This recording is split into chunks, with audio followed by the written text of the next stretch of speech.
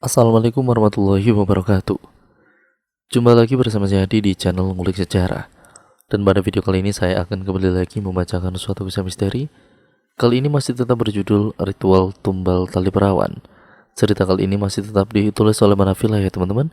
Kali ini memasuki part yang ke-6. Jadi untuk kalian yang belum menonton part sebelumnya, saya sarankan untuk kalian menontonnya terlebih dahulu agar kalian mengerti keseluruhan alur ceritanya. Karena cerita ini benar-benar sangat bagus ya teman-teman untuk kita dengarkan. Oh ya, untuk uploadan kali ini maaf sedikit telat ya teman-teman karena kondisi badan saya yang mungkin kurang sehat seperti ini.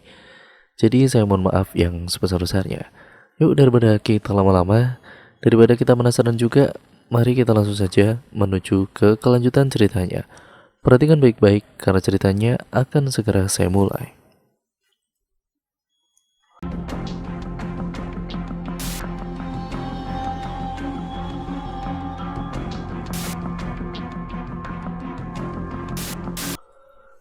Hari ketiga setelah kematian Asih, kami berdua benar-benar terpukul. Setiap waktu istriku menangis sesaat teringat anaknya. Dunia kami terasa hilang. Semua yang sudah kami bangun untuk Asih menjadi tidak berguna sama sekali, ujar Pak Dirman. Terlihat kini matanya mulai memerah. Ada rasa iba yang muncul di dalam batin Dito. Aku masih ingat, malam itu hujan turun dengan deras sedari sore. Bahkan pengajian untuk Asih juga hanya dihadiri beberapa orang saja. Aminah istriku sangat terpukul hingga dia hanya bisa berbaring di atas dipan di kamar kami, ucap Pak Dirman menghela nafas dalam-dalam seolah sedang mencari kekuatan untuk menceritakan sesuatu yang tidak ingin dia ingat-ingat kembali. Kami semua larut dalam doa. Namun tiba-tiba saja Aminah meneriakkan nama Asih. Awalnya mereka berpikir kalau itu adalah bentuk kesedihan, tapi semakin lama terlihat ada yang tidak beres. Saat mengecek ke dalam kamar, Aminah berbaring dengan posisi mengangkang mirip sekali seperti Asih. Saat kami menemukan jenazahnya dan dia memukuli perutnya sendiri, ucap Pak Dirman mengingat-ingat kejadian yang memilukan itu. Kami semua tahu ada yang tidak beres. Aku mencoba untuk mendekatinya dan juga menenangkan. Tapi tiba-tiba saja Aminah mendorongku dengan keras sampai aku tersungkur jatuh ke lantai. Semua orang yang ada di situ tahu kalau Aminah sedang kesurupan. Segeralah warga memanggil kakekmu, ujar Pak Dirman sambil menunjuk Arif dengan menggerakkan dagunya. Kakek Arif juga berasal dari desa ini, batin Dito. Pantas saja Pak De dan Pak Prianto terlihat begitu dekat. Beruntungnya kakekmu bisa mengeluarkan sosok yang merasuki Aminah. Tentu saja orang-orang yang ada di sana berpendapat kalau Asih gentayangan. Kakekmu sudah mencoba untuk memberitahu mereka kalau itu adalah jin yang memanfaatkan kondisi Asih yang meninggal mengenaskan. Tapi tidak ada satupun orang yang percaya. Terlebih lagi paginya warga dihebohkan dengan kejadian Nani yang mendapat teror dari sosok yang menyerupai Asih. Pak Dirman berhenti cukup lama, menikmati sebatang yang sudah hampir habis. Dito yang terlarut juga tanpa sadar mengambil rokoknya dan mulai membakar, dan perasaannya saat ini tidak bisa dijelaskan. Sejenak dia melepaskan kecurigaan kepada laki-laki tua yang ada di depannya. Semakin hari teror semakin menjadi-jadi. Kakekmu berusaha terus-menerus mencari pelaku dari semua ini. Hingga pada suatu pagi Parmin mendatangiku dan meminta pertanggungjawaban dari semua teror yang dia terima. Karena saat itu istrinya Nani sudah mulai stres. Bahkan beberapa kali dia hampir saja bunuh diri, bahkan sampai dia dipulangkan ke desanya. Ya tetap saja, teror terus berlangsung. Lebih buruk lagi, warga lain juga mendapatkan teror yang sama, tapi tidak se-ekstrim Nani. Aku tetap berpegang teguh dengan keyakinanku bahwa itu bukan anakku. Di situ Parmin menggila. Warga mulai terhasut. mereka mulai merusak usahaku, rumah, bahkan mereka juga menjauhi keluarga kami, hingga istriku merasa tertekan dan akhirnya meninggal dunia, ucap Pak Dirman dengan parau. Dito merasa mual sekarang membayangkan bagaimana jika dia dan keluarga lainnya juga bernasib seperti Pak Dirman, batin Dito. Sedangkan Arif sedari tadi terus saja menatap Pak Dirman, seolah sedang mencari celah kebohongan dari cerita yang disampaikan oleh pria itu. Sampai akhirnya aku mendengar Nani meninggal karena dia terus-menerus memukuli perutnya sampai terjadi pendarahan hebat, ucap Pak Dirman. Nani meninggal, kata Dito. Pak Dirman mengangguk. Setelah itu Parmin semakin menjadi-jadi. Yang paling parah, dia mengatakan kalau melihat ada seorang wanita di dekat rumahku yang sedang memakan ari-ari bayi, dan dia memberikan ciri-ciri yang mirip sama persis dengan perawakan adikku, dan mereka membakarnya. Kini jelas sekali Pak Dirman mengeluarkan air mata. Bahkan Dito tidak tahu sudah berapa lama laki-laki ini memendam cerita ini sendirian. Dan Parmin setelah itu menjadi gila dan gantung diri begitu, ucap Arif mencemooh. Dito yang mendengarnya terheran-heran. Sesadis itu Kak Arif sampai dia tidak merasa tersentuh dengan apa yang diceritakan oleh Pak Dirman. Cukup lama Pak Dirman terisak. Dia sama sekali tidak terpengaruh dengan perkataan Arif. Air matanya terus-menerus menetes. Temui aku nanti malam jam 12 malam. Jangan sampai ada orang yang tahu, ucap Pak Dirman dengan segera meminta mereka untuk pulang. Mereka berjalan menjauhi rumah Pak Dirman. Sesekali mereka menengok ke berbagai arah memastikan kalau tidak ada warga yang tahu. Kita pulang ke rumah nenekmu. Aku akan bilang kalau kau memintaku untuk menemanimu malam ini. Akan jauh lebih mudah bagi kita untuk keluar menemui Pak Dirman jika bersama-sama, ucap Arif. Kau masih tidak percaya dengan cerita Pak Dirman, Rif? Tanya Dito saat mereka sudah berada di kamarnya. Ada hal-hal yang kamu tidak ketahui, Dit. Seperti yang ku katakan dulu, jangan langsung percaya dengan seseorang. Yang kita hadapi saat ini orang yang memiliki kemampuan gaib dan kelicikan yang luar biasa, jawab Arif. Tidakkah kau paham kalau dalang dibalik semua ini menggunakan cinta kasih dari seseorang dan memanfaatkan itu semua menjadi sebuah kedengkian, ucap Arif. Maksudnya? Dito tidak paham apa yang Arif katakan. Bangkit, Arif berjalan menuju jendela. Orang akan selalu mencoba untuk membela orang yang mereka sayangi, orang yang mereka cintai. Bahkan kadang akal sehat mereka tidak digunakan dengan benar. Kita ambil saja contoh dari apa yang diceritakan oleh Pak Dirman. Dia membela keluarganya mati-matian, tidak mau menganggap kalau itu adalah sebuah aib dan harus segera diselesaikan. Begitu juga dengan Parmin yang merasa bahwa keadaan istrinya menjadi seperti itu karena setan dari Asi, sementara dua orang ini berseteru. Dalang dari semua ini memanfaatkan itu semua untuk mencari tumbal baru. Mungkin hanya kakekku yang menyadari itu semua. Entahlah, aku juga tidak bisa menerka lebih jauh, jelas Arif. Dito kemudian melongo mendengar jawaban yang dilontarkan oleh temannya ini. Begitu banyak yang sudah ia pikirkan. Bagaimana dengan kejadian saat di bus? Tanya Dito saat teringat dengan perkataan Arif tadi. Tidakkah kau mau memberikan tamumu secangkir kopi, Dit?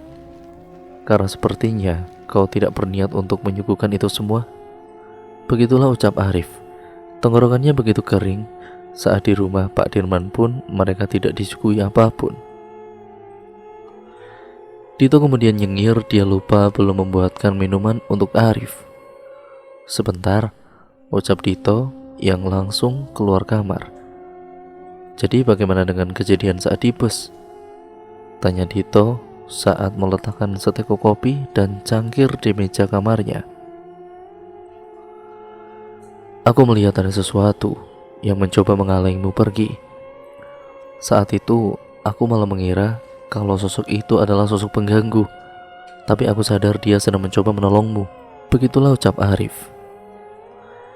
Jangan tanya siapa, aku juga tidak tahu, Dit. Prioritasku sekarang adalah keselamatanmu dan menyelesaikan apa yang kakekmu belum selesaikan. Lanjut Arif. Kini mereka termenung dengan pikirannya masing-masing. Otak Tito begitu buntu hingga sampai sore menjelang dia hanya duduk memandang keluar dan menghabiskan berbatang-batang rokok. Sedangkan Arif sudah tertidur pulas di kasur milik Tito. Mereka berdua tengah bersiap-siap untuk pergi ke rumah Pak Dirman.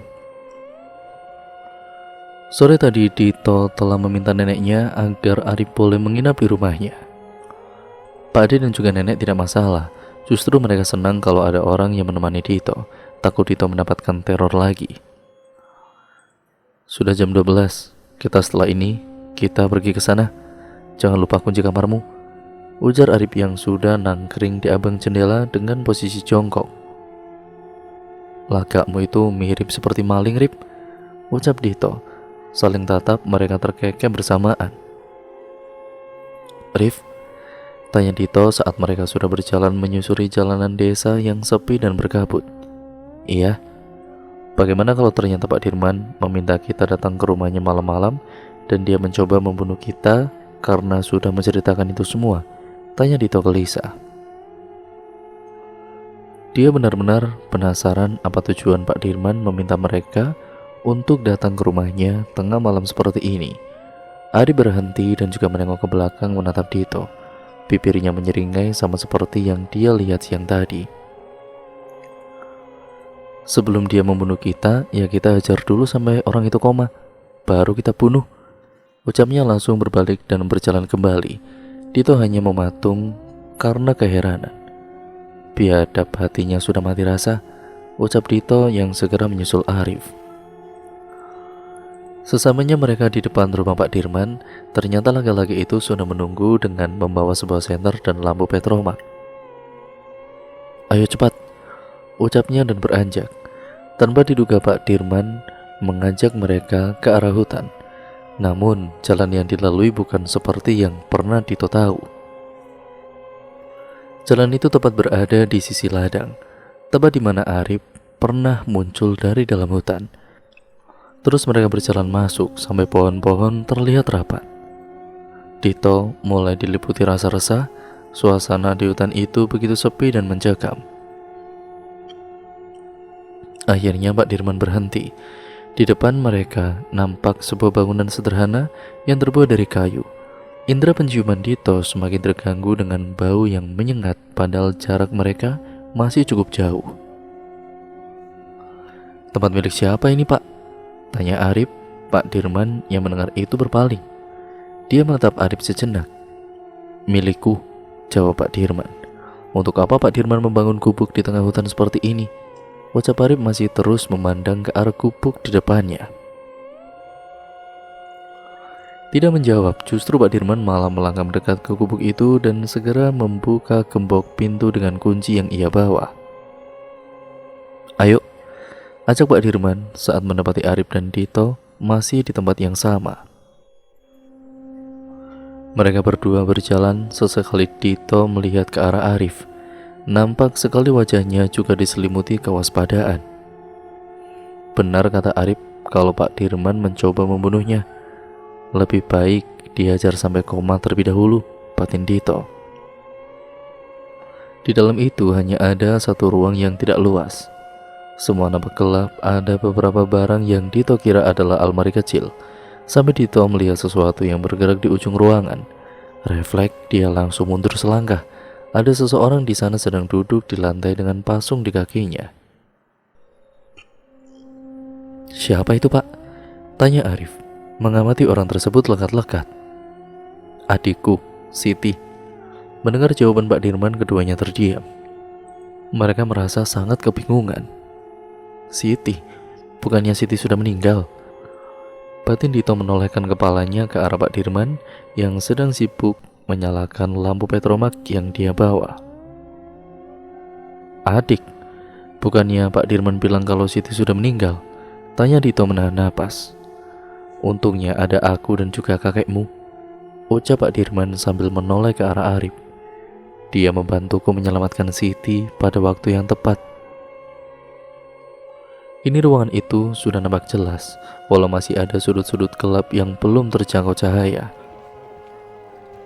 Dia menjadi gila setelah tuduhan yang diberikan Parmin dan perlakuan dari warga desa yang begitu menyakitkan.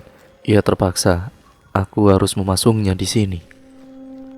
Kalau warga desa ada yang tahu dia masih hidup, jelas mereka akan langsung ramai-ramai membakarnya hidup-hidup, ucap Pak Dirman yang melangkah menuju ke arah Siti, adik perempuannya. Dito mengamati sekitarnya lagi, nampak ruangan itu benar-benar suram dan lembab. Belum lagi bau jamur dan pesing yang menguar menjadi satu. Indra penciumannya tiba-tiba seperti mengenali bau yang sekarang dia cium. Tapi Dito lupa di mana pernah mencium bau busuk ini. Kembali Dito memperhatikan Pak Dirman yang masih jongkok di depan adiknya, sehingga menutupi wajah Siti. Jadi apa tujuan Pak Dirman menunjukkan ini semua pada kami? Tanya Arif, masih saja dia memandang lekat-lekat ke arah Pak Dirman. Untuk membuktikan kalau aku bukan pelaku dari semua ini. Aku tidak akan pernah membunuh anggota keluargaku sendiri, darah dagingku, hanya demi kekayaan, ucap Pak Dirman sambil berdiri. Di saat itulah Dito melihat jelas sosok wanita yang ada di depannya dengan jelas. Dito memanggil dengan keras. "Dit, ada apa?" tanya Arif kaget. Wanita itu, Rip. Wanita itu yang sering aku lihat," ucap Dito gemetar sambil menunjuk ke arah Siti. "Tidak mungkin, jangan bercanda kamu, Dit," bentak Pak Dirman yang langsung mengecek pasung yang dipakai di kaki adiknya. "Serius kamu, Dit?" tanya Arif keheranan. "Lihatlah gembok ini masih tertancap di sini, dan hanya aku yang membawa kuncinya. Tidak mungkin dia bisa melepaskan gembok ini," ucap Pak Dirman keheranan. Dito yang masih syok hanya dia mematung. Seharian ini dia sudah dikagetkan dengan banyak kejadian yang menurutnya benar-benar di luar akal manusia. Arif seketika memandang Pak Dirman dengan curiga. "Pulang," bentak Siti sambil melotot ke arah mereka semua. Suasana menjadi hening. Bulu kuduk Dito meremang dengan hebat. Dan brak! Jendela yang ada di gubuk itu tiba-tiba saja terbuka dan bergoyang-goyang diiringi dengan angin kencang sampai membuat rambut Dito berterbangan. Kini Siti mulai bersenandung lirih. Tembang-tembang Jawa terucap dari bibirnya. Sesekali mengatakan, "Wadone wis siap, Jokone wis dicepake." Sementara itu mereka semua masih syok dengan kejadian yang barusan mereka alami. Srek! Spontan Dito dan Pak Dirman menoleh ke arah jendela. Di sana ada sosok yang tengah berdiri menyamping, lalu perlahan berjalan menuju belakang gubuk. Dito benar-benar ketakutan sekarang. Dito menoleh ke arah Arif yang ternyata dia sudah duduk bersila dan memejamkan matanya. Mas Dito, tolong ningsi, Mas."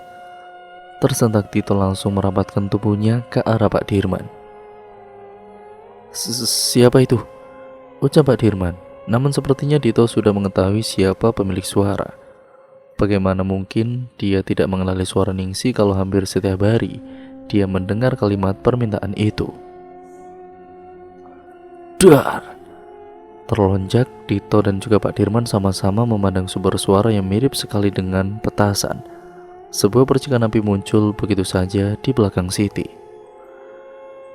Arif segera bangkit dan berjalan menuju rak yang ada di ujung ruangan.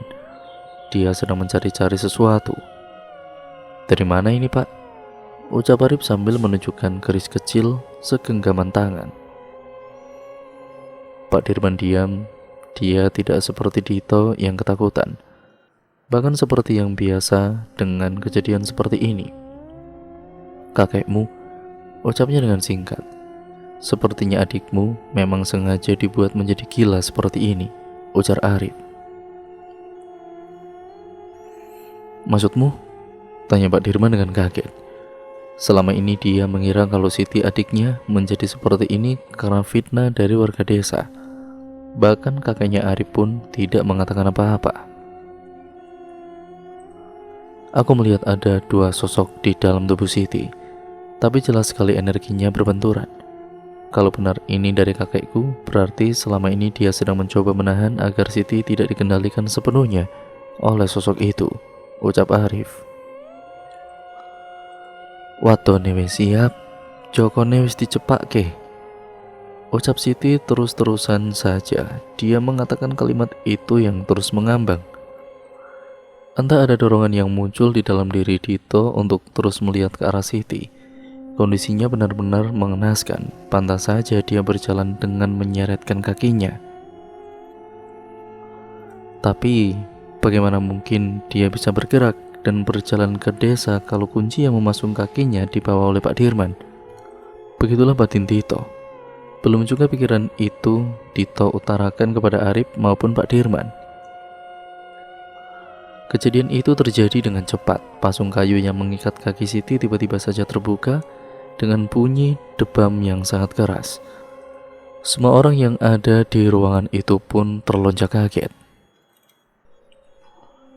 Bukan hanya itu saja, Dito juga melihat ada sosok hitam besar dengan mata merah serta taring yang mencuat tidak beraturan di tempat yang Dito pikir adalah bibirnya.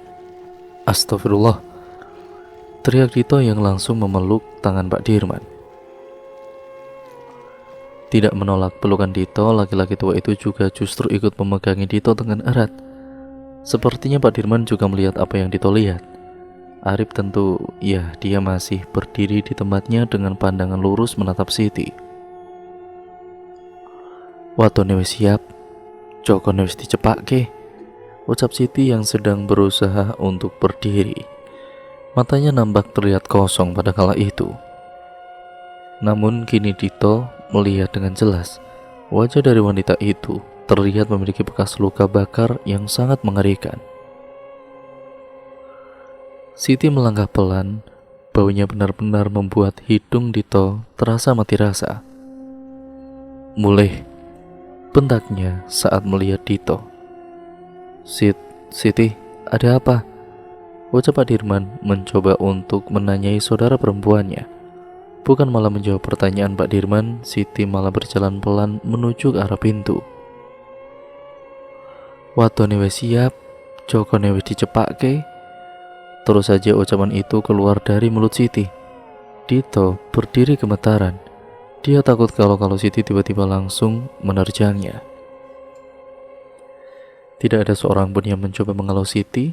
Bahkan gilanya, Arif malah meminta mereka untuk mengikuti Siti. Ayo, ucapnya yang sudah berada di abang pintu. Tersadar dari keterkejutan, Dito dan juga Pak Dirman buru-buru mengikuti Arif yang sudah keluar dari gubuk. Mereka terus melangkah menuju ke arah desa. Tidak tahu apa yang akan dilakukan oleh wanita itu. Arif, benar kita ikuti wanita itu?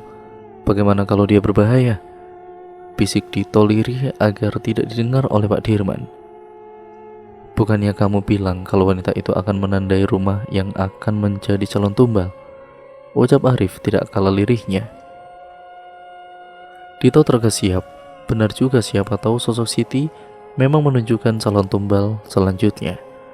Lama mereka berjalan, entah kenapa kabut menjadi semakin pekat. Jarak pandang mereka saat ini hanya beberapa meter ke depan. Kini mereka sudah berdiri di salah satu rumah. Siti masih saja terus mengacau. Dia mematung memandang rumah itu. Apa yang akan kita lakukan, Rif, kalau ada warga yang melihat habislah kita? Ucap Dito dengan panik, sekaligus khawatir kalau ada warga yang melongok dari jendela rumah mereka. Arif diam tidak menanggapi. Dia terbuai dengan rasa penasarannya. Sedang Mbak Dirman juga sama dengan Dito. Sesekali dia menengok ke arah kanan dan kirinya. Tiba-tiba saja Arif menarik Dito dan Pak Dirman dan meminta mereka untuk jongkok di dalam keremangan. Bahkan saking kuat tarikannya, Dito sampai terjenggang ke belakang. Diam, ucap Arif.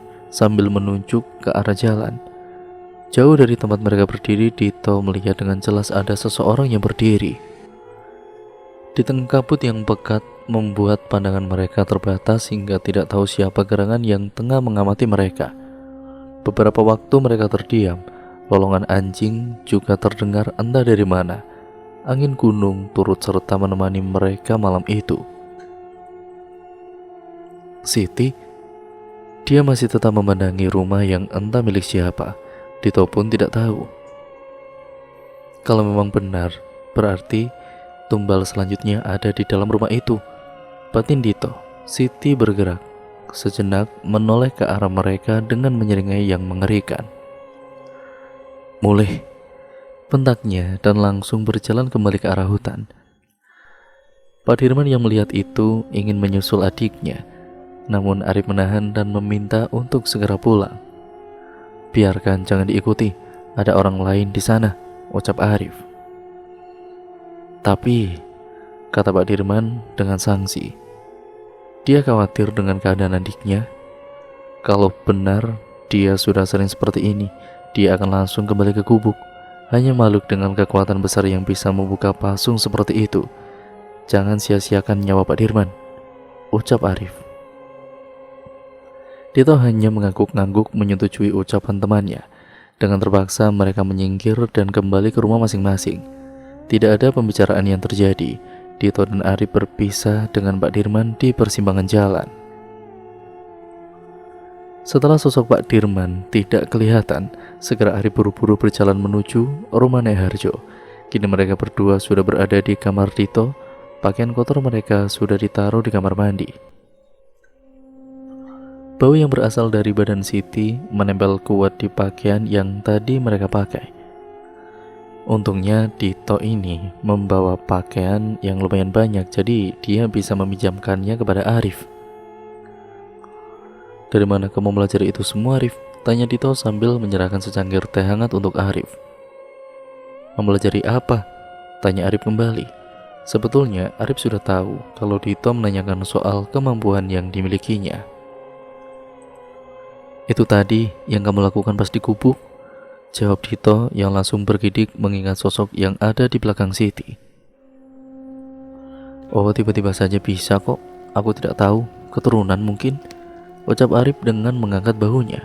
Tapi Dito yakin kalau temannya tidak pernah sepenuhnya jujur seperti itu.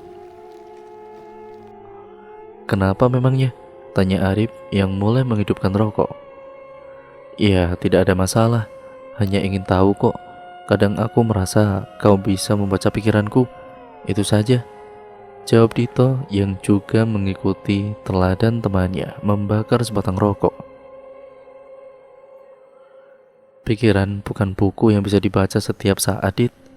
Mereka yang bisa menerjemahkan frekuensi getaran yang timbul oleh otak si lawan bicara, yang bisa menerka apa yang sedang lawan bicaranya itu pikirkan, jelas Arif. Dito melongo mendengarkan ucapan temannya. Apa itu? Apa nama semacam penyakit, Rif? Ucap Dito kebingungan. Sudah lupakan. Ku jelaskan, kau juga tidak akan paham dengan otakmu yang kecil itu. Sebaiknya kita fokus dengan masalah yang kita hadapi, tukas Arif dengan tajam. Inilah salah satu hal yang Dito suka dari Arif. Tidak pernah bertele-tele dan sedikit bermulut pedas. Cocok sekali jika dijadikan sebagai orang yang bisa memancing keributan. Aku tidak tahu kalau kakekmu juga berasal dari desa ini, Rip, tanya Dito. Ya, tidak sama sepertimu. Semenjak kecil memang aku dibesarkan oleh kakekku. Tapi waktu umurku 10 tahun aku pindah ke kota sebelah, jelas Arif. Pantas saja Dito tidak pernah melihat Arif sebelumnya. Jadi ketika sudah menemukan si wanita misterius itu, kalau memang benar, berarti tumbal selanjutnya adalah wanita yang ada di rumah itu. Benar, ucap Dito memastikan. Tapi kita juga harus berhati-hati, karena dalang dari semua ini sepertinya sudah sadar kalau kita mengetahui tentang keberadaan Siti. Aku sedikit curiga justru Sitilah yang digunakan untuk membunuh mereka. Jelas dengan kejadian tidak masuk akal tadi, semua bisa saja menjadi mungkin, ujar Arif.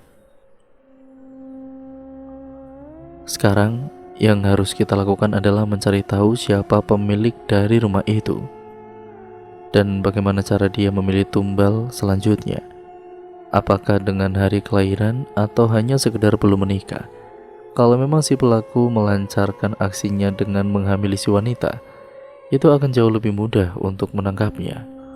Begitulah lanjut Arif. Dito benar-benar takjub dengan pemikiran temannya ini.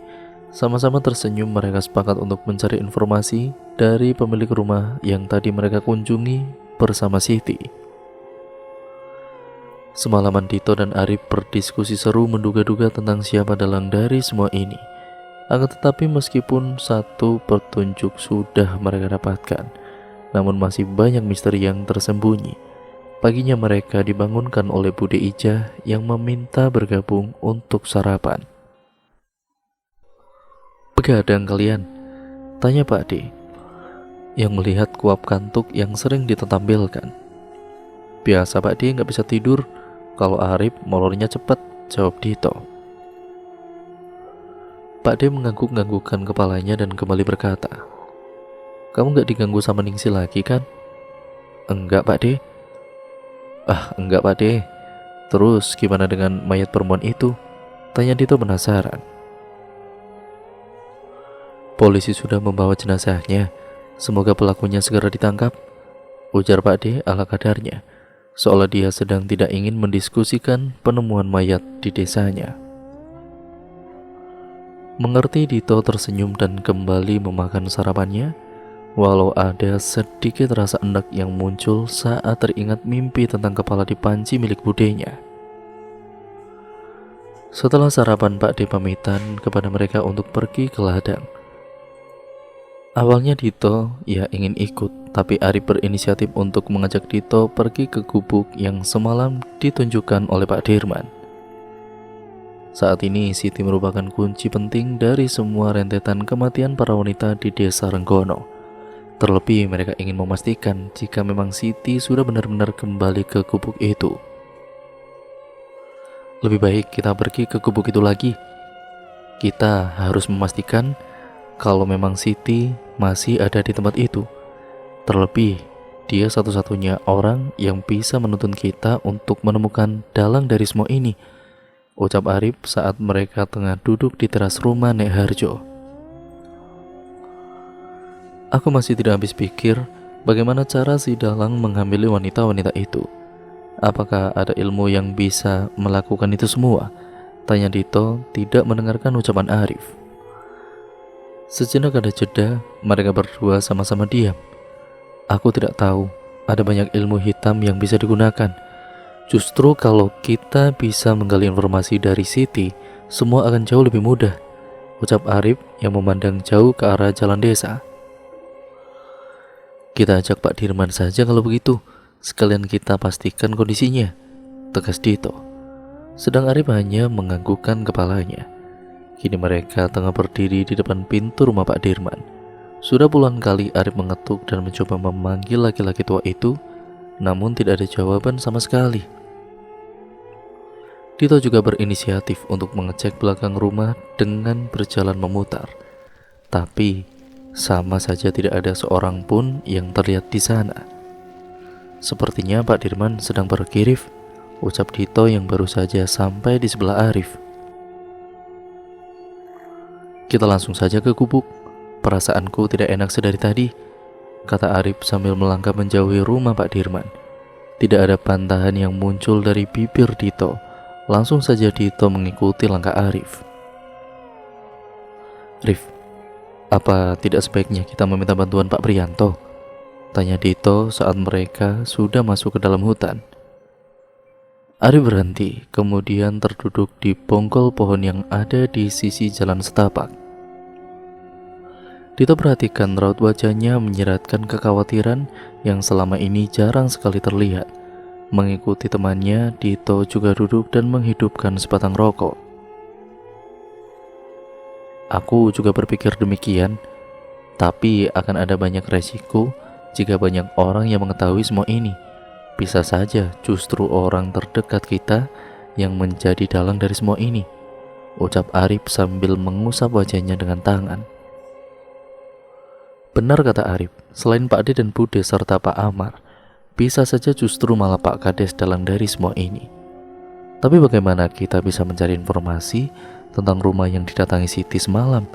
Tidak mungkin kan kita menanyakan kepada nenekku atau orang lain. Satu-satunya orang yang dengan mudah memberikan informasi itu ya Pak Prianto, ucap Dito mencoba menjabarkan pemikirannya. Arif mengangguk-nganggukkan kepalanya. Benar, memang sebaiknya aku meminta bantuan dari Pak D. Prianto untuk bisa memecahkan masalah yang sudah turun-temurun ini. Toh dia juga sudah mengetahui dari cerita kakek, ucap Arif yang kembali berdiri. Tersenyum, Dito mengikuti Arif melanjutkan perjalanan menuju gubuk yang ditinggali oleh Siti. Perlu 30 menit lebih mereka berjalan. Dari kejauhan kini mereka sudah melihat gubuk sederhana yang memiliki bau yang sangat memuakkan. Ada rasa malas yang muncul di batin Dito untuk dekat-dekat dengan Siti. Selain baunya yang membuat tidak nyaman, bulu kuduknya juga sering meremang saat berdekatan dengan wanita itu. Baru saja Dito melangkahkan kakinya, Arif tiba-tiba saja menyeret lengannya ke samping. Kenapa? Tanya Dito penasaran. Arif tidak menjawab dan terus saja melihat ke arah gubuk. Dito mengikuti arah pandangan temannya. Jauh di depan mereka ada seseorang yang tengah keluar dari dalam gubuk dan berjalan ke arah hutan. Itu bukan Pak Dirman, Rif, ucap Dito yang memperhatikan perawakan dari orang tersebut. Iya, aku tahu. Makanya aku menyeretmu untuk bersembunyi. Begitulah ujar Arif. Setelah dirasa aman, mereka buru-buru melangkah menuju gubuk kumuh itu. Sesegera mungkin Arif mencoba untuk membuka pintu. Sial, umpat Arif saat berada di depan pintu. Ada apa? Ucap Dito kebingungan. Kita tidak menutup pintu ini semalam. Semoga saja dia tidak curiga, ucap Arif yang langsung saja menerobos masuk ke dalam gubuk. Dito masih diam mematung, otaknya terasa begitu lambat untuk mencerna apa yang Arif maksudkan. Menahan napas, Dito ikut masuk ke dalam gubuk. Dalam sekali penglihatan, matanya langsung tertuju pada sudut ruangan. Ada perasaan syok dan juga keheranan. Bagaimana bisa Siti kembali berada di sana dengan posisi terpasung dan gembok yang terkunci? Padahal jelas Pak Dirman mengatakan kalau dia yang membawa kunci pasungannya itu. Sekali lagi Dito mengedarkan pandangannya. Kini semua terlihat dengan begitu jelas saat siang hari. Gubuk itu benar-benar kumuh. Piring-piring yang berjatuhan dan beberapa makanan terlihat sudah menjamur. Belum lagi bau pesing dan semacam kotoran kering menguar dari arah Siti. Siapa kamu? Mas Dirman mana? Terdengar suara para wanita. Sontak Dito menoleh. Dia terkejut ternyata suara itu berasal dari bibir Siti. Siti? Ucap Arif yang sudah mendekat ke arah Siti. Tolong, Mas Dirman kemana? Sekali lagi Siti bertanya. Dito heran, keadaan Siti benar-benar berbeda dengan semalam yang ia lihat. Rif, ucap Dito mencoba mencari jawaban dari temannya. Aku tidak tahu, tadi rumahnya sepi, ucap Arif kepada Siti mengacukan Dito. Pergi kalian, selamatkan diri kalian, selamatkan Mas Dirman, orang itu biadab, ucap Siti dengan histeris. Orang siapa maksudmu? Sambar Arif.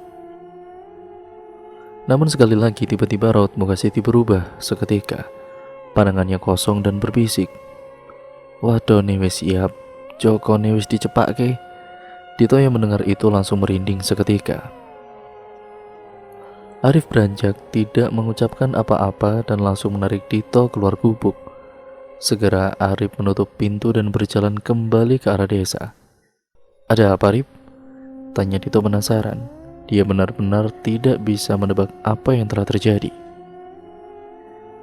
Kita harus ke tempat Pak Dirman, ucapnya dengan langkah yang hampir bisa dikatakan setengah berlari. Tidak bertanya lebih lanjut, Dito mengikuti apa yang Arif katakan.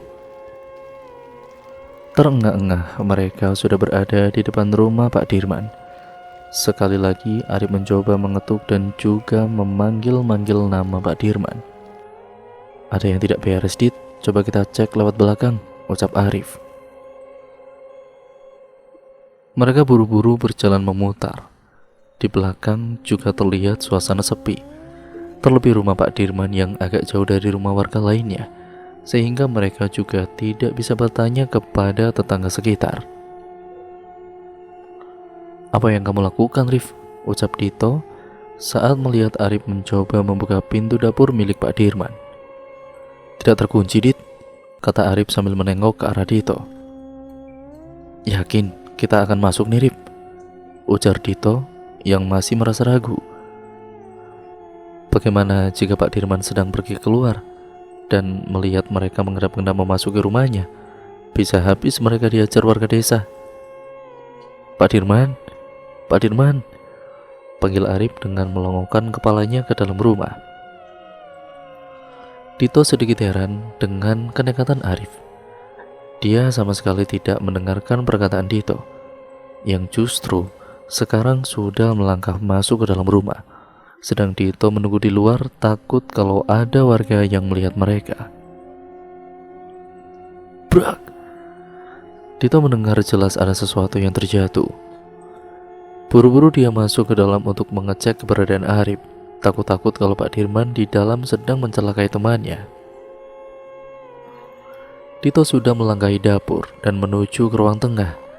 Terlihat Arif sedang tersungkur di tanah dengan menatap ke arah kamar yang terbuka. Rif, kamu kenapa? Ucap Dito yang langsung berjalan terburu-buru, ingin menolong temannya. Tidak ada jawaban. Hanya tangan Arif yang mengacung ke arah dalam kamar. Sontak Dito kemudian memanglingkan pandangannya. Mata Dito membulat sempurna, ingin mengucap istighfar, namun yang keluar hanya suara mirip kumur-kumur yang tidak jelas. Tangannya mencengkram lengan Arif dengan erat. Pak Dirman tergantung di dalam kamar salah satu rumahnya. Tersadar, Arif langsung menarik Dito. Ayo. Dito yang masih gemetaran merasa tidak bisa berdiri dengan benar. Tatapannya benar-benar kosong melihat jenazah Pak Dirman yang tergantung seperti itu. Dit, ayo. Sekali lagi Arif menarik lengan Dito. Mereka buru-buru pergi dari rumah Pak Dirman. Sedari tadi Dito hanya diam dan terus saja mengikuti Arif. Entah tujuannya kemana, Dito tidak tahu. Rif, Pak Dirman, Rif, ucap Dito lirih. Dito kemudian menyentakkan tangan Arif. Rif, Pak Dirman, kenapa kita pergi? Bentak Dito. Arif tidak peduli. Dia kembali menarik Dito menjauhi rumah Pak Dirman. Rif, teriak Dito. Ah, goblok. Kalau mau masuk penjara, ya sudah sana balik, ucap Arif yang langsung berbalik meninggalkan Dito. Tertegun, Dito memandang Arif yang sudah berjalan beberapa meter di depannya. Tersadar bahaya sedang mengintai mereka, Dito berlari menyusul temannya. Kini mereka sudah duduk di rumah Pak Prianto. Keduanya terlihat gusar. Kopi yang sudah disediakan oleh Bu Prianto juga tidak tersentuh. Hanya berbatang-batang rokok yang sudah mereka habiskan sembari menunggu Pak Prianto pulang dari kantor desa. Baru pada pukul 2 siang mereka mendengar suara motor yang terparkir di depan rumah Pak Prianto. Assalamualaikum. Salam Pak Prianto. Waalaikumsalam, jawab Arif dan juga Dito bersamaan. Melihat keberadaan mereka berdua, wajah Pak Prianto menyiratkan keheranan. Tumben, Dit, ada apa? Tanya Pak Prianto yang berjalan mendekat. Ada yang ingin Arif sampaikan, Pak D, ucap Arif. Ada masalah? Tanya Pak Prianto yang sudah duduk di depan mereka berdua. Sejenak tidak ada yang menjawab. Baik Arif maupun Dito ragu untuk memulai. Tatapan tajam Pak Prianto membuat nyali Dito menciut. Rip, ada apa? Kata Pak Prianto sekali lagi. Arif menghela nafas. Ini tentang kematian yang terjadi di desa Renggono, ucap Arif langsung menatap mata Pak D-nya. Pak Prianto diam. Kita bicarakan di belakang. Pak D ganti baju dulu, ujarnya dan langsung bangkit meninggalkan ruang tamu. Dito yang hanya tamu hanya mengekor mengikuti Arif menuju teras belakang rumah. Langsung saja, ceritakan apa yang kalian ketahui, tegas Pak Prianto. Segera Arif kemudian menceritakan kejadian beberapa belakangan ini, saat dimana Dito selalu mendapatkan teror terus-menerus dari Ningsih. Tentang Nek Harjo yang menceritakan bagaimana dulu kejadian serupa pernah terjadi, hingga saat Arif ingin menceritakan tentang Pak Marwanto dan istrinya, sejenak Arif memandang Dito, dia meminta persetujuan. Dito yang menanggap maksud tatapan Arif hanya mengangguk. Malam itu kami juga membuntuti Pak Marwanto dan juga istrinya. Mereka... Begitulah ucap Arif. Mereka kenapa, Arif? Dorong Pak Prianto. Nampak sekali dia sedang menahan emosinya. Mereka melakukan satu ritual di pohon yang ada di dalam hutan, dan setelah itu bersenggama, ucap Arif yang masih saja terus menatap Pak D-nya. Bagi Dito itu sungguh keberanian, karena dia sendiri merasa ciut dengan sorot tajam dari Pak Prianto ini. Ah, brengsek, umpat Pak Prianto kaget. Terus, apalagi yang terjadi? Kembali Arif menceritakan akan pertemuannya dengan Pak Dirman, yang menceritakan tentang Asih, serta Nani dan Parmin. Terus saja Arif bercerita, hingga saat mereka diminta untuk datang malam-malam pergi bertemu dengan Pak Dirman. Dan kalian bertemu dengan Siti. Siti masih hidup, ucap Pak Prianto tidak percaya. Kini sudah berbatang-batang rokok yang habis terhisap di mulut laki-laki itu. Dito tahu pasti pikiran Pak Prianto begitu semrawut dengan cerita yang didapatkannya dari Arif. Benar, tapi ada sesuatu yang aneh. Kembali Arif menceritakan tentang bagaimana kondisi Siti ini, bagaimana dia menemukan pusaka yang ditinggalkan kakeknya, serta bagaimana kejadian saat pasung yang tiba-tiba terlepas. Kalau benar apa yang kamu ucapkan, kita harus segera memberitahu kepada warga yang rumahnya kau kunjungi bersama Siti. Selain itu, kita juga harus bertemu dengan Pak Dirman, ucap Pak Prianto dengan cepat. Dito benar-benar tidak bisa berucap banyak saat itu. Otaknya benar-benar tidak bisa diajak kerjasama. Bayangan kematian dari Ningsih hingga Pak Dirman terus saja menggelantung di depan matanya. Sejenak Arif terdiam. Pak Dirman sudah mati, ucapnya datar. Mendengar jawaban Arif, Pak Prianto terdiam kebingungan. Apa maksudmu? Bukannya semalam kalian masih bersama? Tanya Pak Prianto. Kembali Arif menceritakan bagaimana tadi siang mereka berdua pergi ke gubuk, melihat ada seorang laki-laki yang tengah berdiri dan meninggalkan gubuk Siti, serta permintaan Siti yang aneh. Karena tersadar ada sesuatu yang aneh, buru-buru Arif pergi berniat untuk mengecek rumah Pak Dirman. Hingga saat Arif mencoba menendang pintu kamar, jasad Pak Dirman sudah tergelantung di kamarnya. Ucap Arif yang kini Dito juga melihat matanya sedikit memerah. Goblok kamu, Rif, bentak Pak Prianto yang langsung menyandarkan punggungnya ke kursi. Dito hanya tertunduk, tidak berani mengucapkan apa-apa. Sesekali dia mencoba melirik ke arah Arif yang kini sudah menyandarkan punggungnya. Meski matanya memerah, tapi ekspresinya benar-benar datar. Selain kalian, siapa saja yang sudah mengetahui kalau Pak Dirman sudah meninggal? Ucap Pak Prianto setelah sekian lama diam. Tidak ada, hanya kami berdua. Dia selalu bilang kalau dia dan keluarganya dijauhi oleh warga desa. Ada kemungkinan kalau belum ada yang mengetahui, ucap Arif yang kini mulai membakar sebatang rokok. Sudah kuberitahu untuk tidak sembrono dan jangan mencoba menyelesaikan semuanya sendiri. Tapi sepertinya omongan Pak Demu ini memang tidak pernah kau dengarkan, geram Pak Prianto. Aku tidak butuh ocehan. Kalau memang Pak D bisa membantu, ya bantulah. Kalau memang tidak, ya akan ku cari sendiri jalan keluarnya. Membuat bola mata Dito membulat.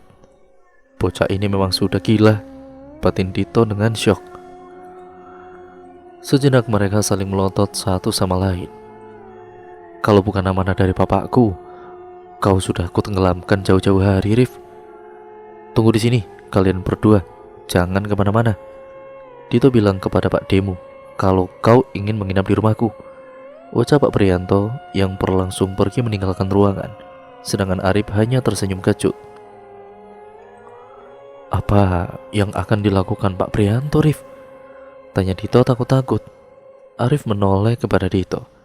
Dahinya mengerut. Kenapa nada suaramu takut-takut seperti itu? Tanya Arif terkekeh. Dito melongo. Keluargamu benar-benar mengerikan, Rif. Ucap Dito kagum. Ya, menurutku Pak Prianto akan mencoba memberitahu warga kalau Pak Dirman sudah meninggal. Dia kepala desa, dengan mudah bisa memberikan alasan yang lebih masuk akal daripada kita. Sekarang kita tunggu di sini dan menunggu kabar selanjutnya, ucap Arif. Mengerti, Dito segera menyambar rokok dan langsung membakarnya. Lama mereka menunggu, tidak ada candaan yang keluar dari mulut keduanya.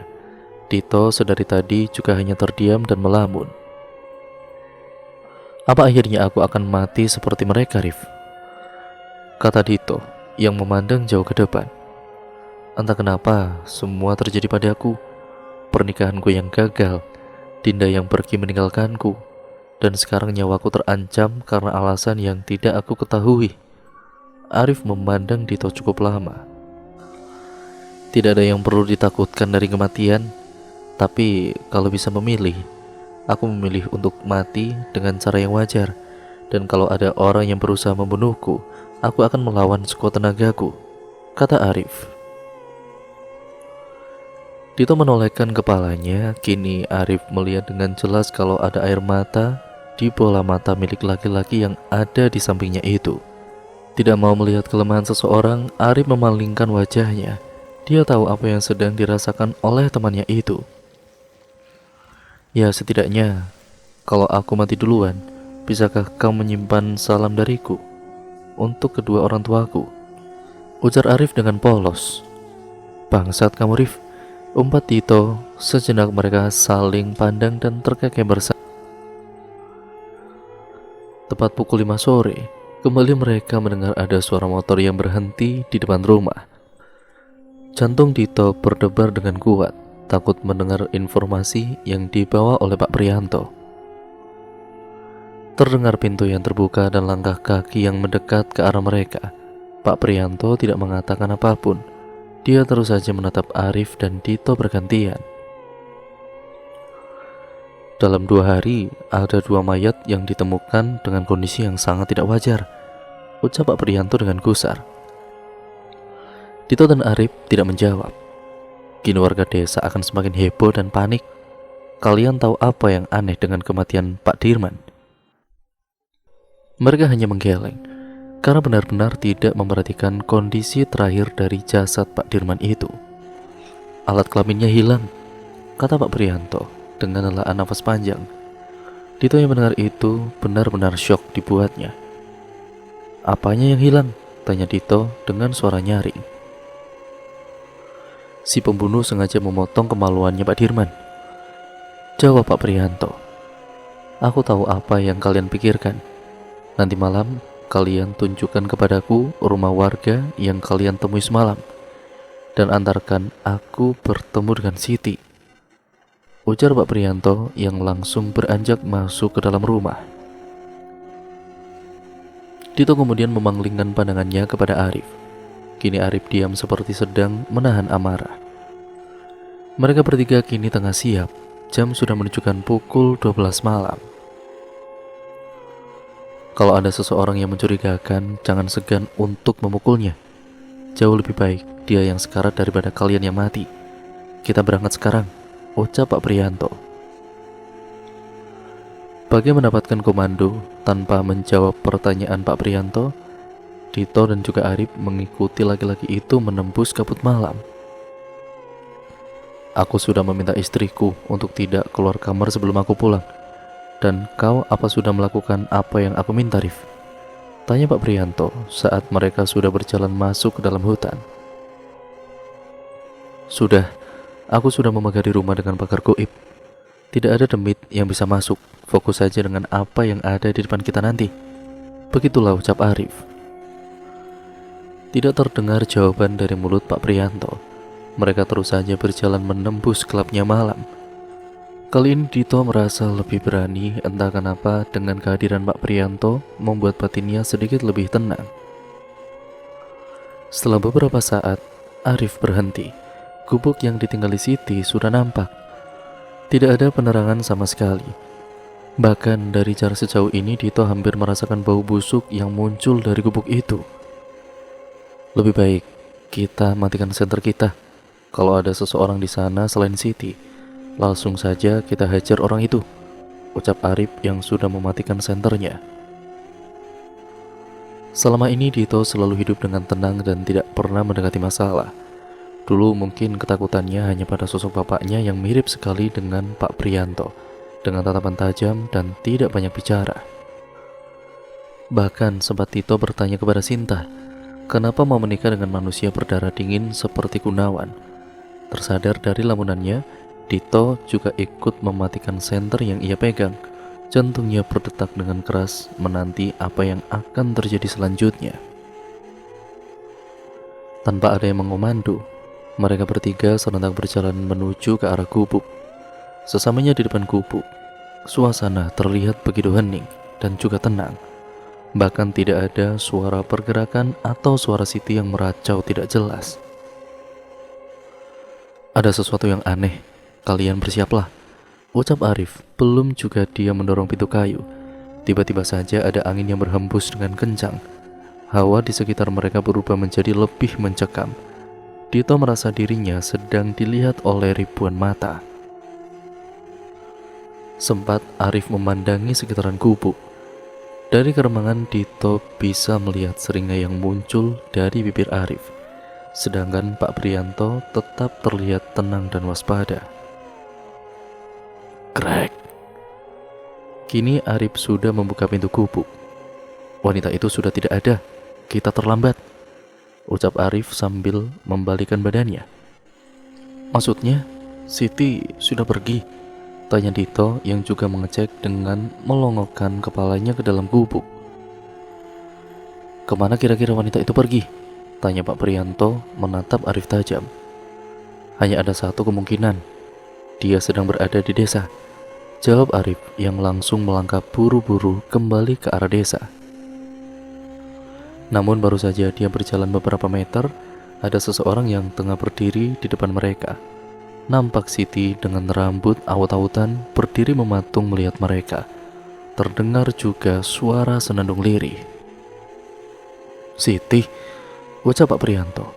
Suaranya terdengar sedikit gemetar.